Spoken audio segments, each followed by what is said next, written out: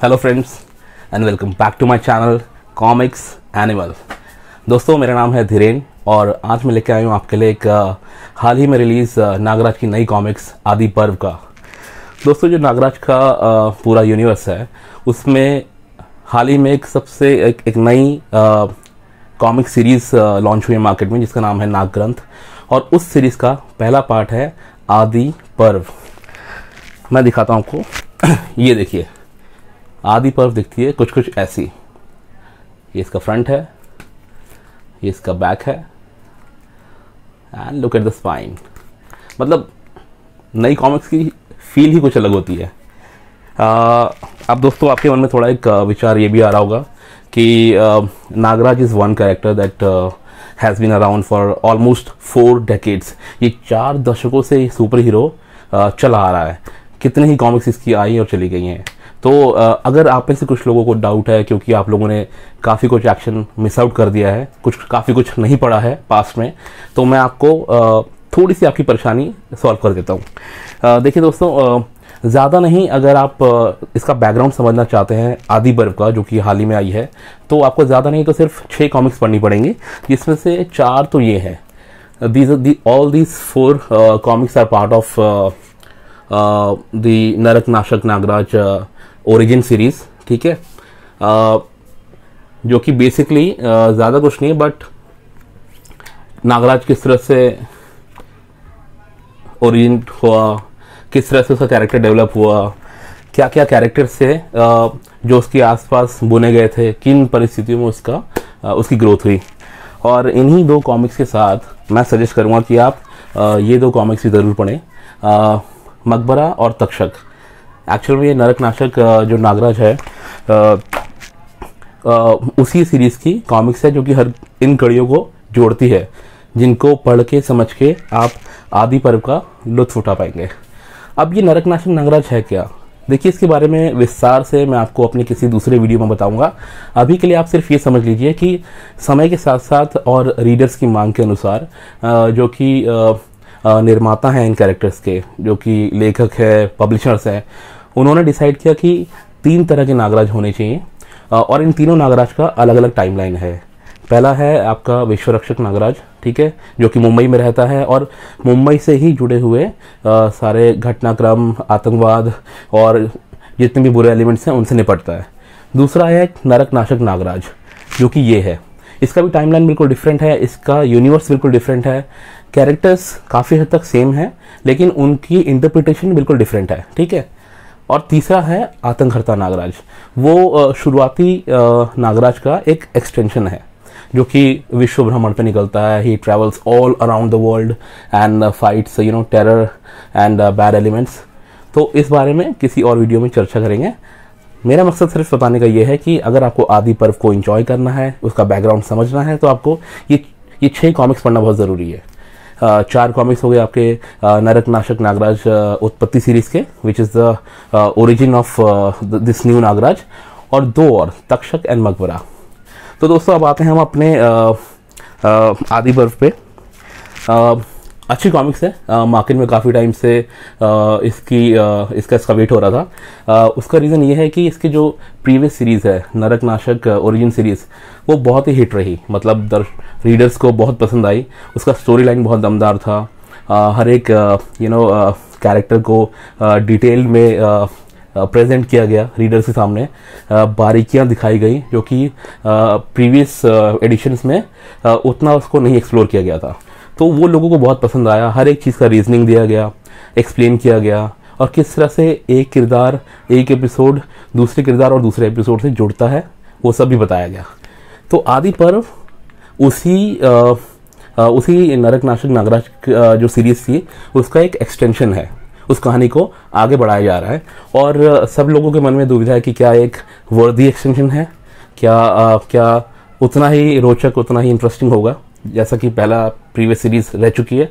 तो उसी का मैं जवाब देने की कोशिश करूँगा। तो शुरुआत करते हैं हम लोग इसकी स्टोरी लाइन से। दोस्तों, स्टोरी लाइन है हमारे प्यारे नितिन मिश्रा जी की। बहुत ही अच्छा लगते हैं, बहुत ही अच्छे से जस्टिफाई करते हैं। अगर उन्होंने एक कॉमिक्स यूनिवर्स रचा है जिसमें बहुत सारे किरदार हैं, मल्टी स्टारर कॉमिक्स है। तो मैंने एक चीज़ नोटिस करी है कि वो बहुत ही अच्छे से न्याय करते हैं सभी किरदारों के साथ। He does, justice to all the characters, considering their superpowers, their, mental state and their, the human elements that are lying underneath. वो उन सभी एलिमेंट्स को बहुत अच्छे से उभारते हैं। तो नो डाउट मतलब उस मामले में जो इसकी स्टोरी लाइन है अच्छे से प्रोग्रेस करती है। जहाँ पे छोड़ी गई थी नरकनाशक नागराज की जो ओरिजिन सीरीज थी, वहाँ से अच्छे से आगे मूव करती है। थोड़ा मैं ये कहना चाहूँगा कि जो फर्स्ट पार्ट है उसमें कहीं कहीं पे थोड़ा सा मतलब ओकेजनली थोड़ा सा बोरिंग एलिमेंट्स हैं। कहानी अच्छे से चल रही है बट आपको ना वो जो पेस होता है वो थोड़ा मिसिंग होता है।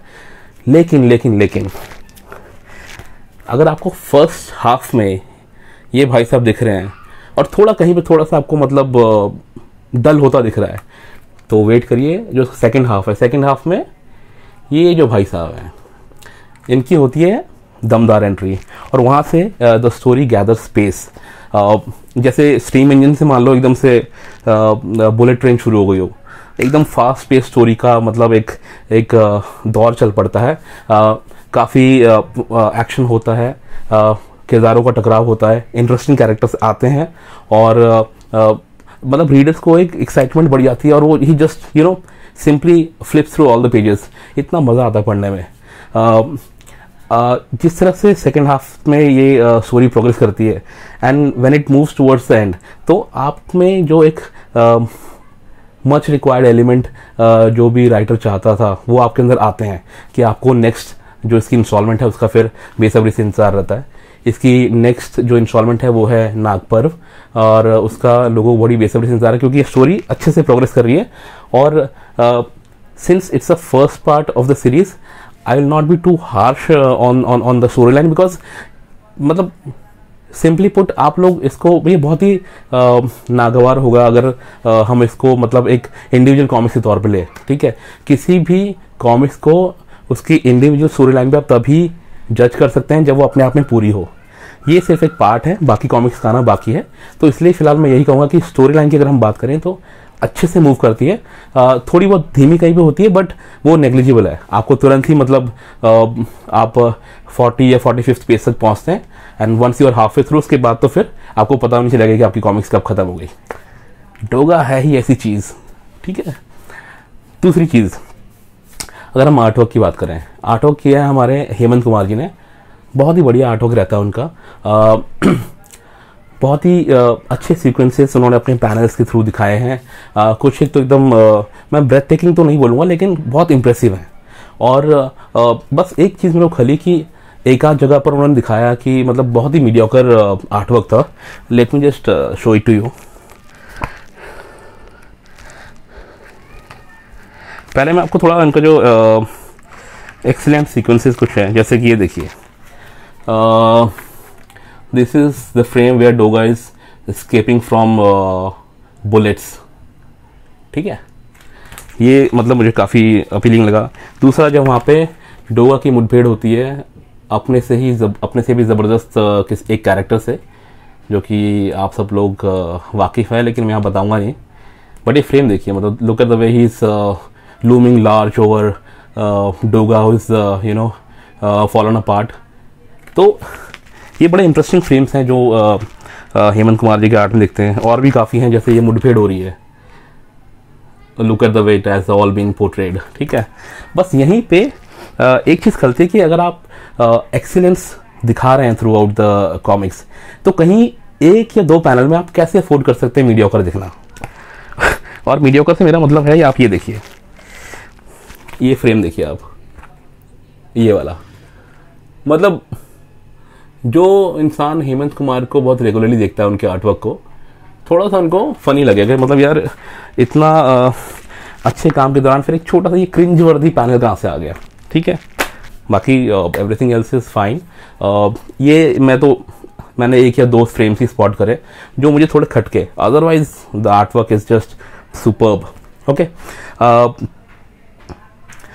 नेक्स्ट चीज़ अगर मैं बात करूँ हेमंत कुमार जी की, मैंने एक चीज़ नोटिस करी है, उनका जो आर्टवर्क रहता है वो काफ़ी डार्क एलिमेंट्स रहते हैं उसमें।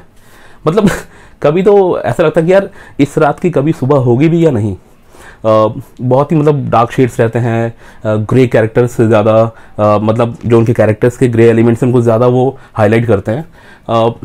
फिर on the other side if I have to be fair with him, मुझे लगता है कि जिस यूनिवर्स की रचना उन्होंने करी है उसमें उसका नेचर ही ऐसा है, उसमें खुद इतने डार्क एलिमेंट्स हैं कि उनको किरदारों को और जो जो मिलियू है, जो पूरा इन्वायरमेंट है, जो माहौल है, वो उनको थोड़ा डार्क दिखाना पड़ता है। तो I think he is doing justice with the story line and the edge that he has thought for his characters.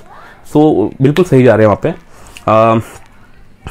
नॉवेल्टीज़ की अगर हम बात करें तो नॉवेल्टीज़, ये एक पोस्ट कार्ड आया है नागराज का, ठीक है, और एक स्टिकर है तक्षिका का।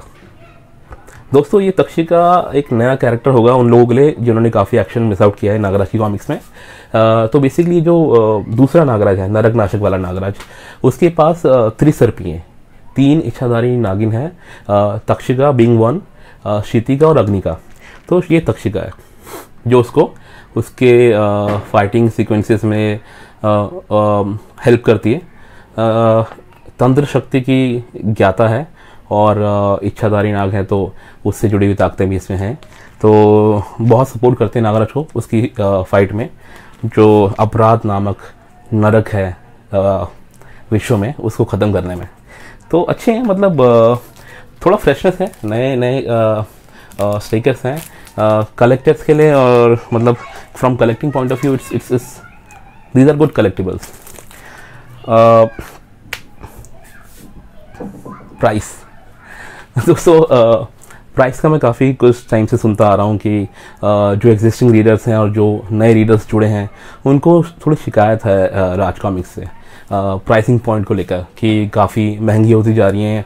अगर हम लेने के इच्छुक होते भी हैं after such a long gap, तो हम किस तरह जुड़ें, मतलब हम जुड़ते भी हैं तो purely because of the pricing factor we won't be able to continue. हम कैसे इस अपने शौक को कंटिन्यू कर पाएंगे, ठीक है, जो कि मुझे काफ़ी हद तक वैलिड भी लगता है। इसका प्राइस पॉइंट है, देखिए ये है डाइजेस्ट है, ये आपके 90+ पेजेस हैं, यस 92 पेजेस की ये कॉमिक्स है। सबसे अच्छी बात ये है जो कि पॉजिटिव मैं कहूँगा कि अभी तक Raj comics is into its 4th decade, और अभी तक नागराज की कॉमिक्स पब्लिश हो रही हैं और बाकी किरदारों की भी, डोगा, ध्रुव, बाकी लोगों की भी। तो ये एक अच्छी बात है हम रीडर्स के लिए।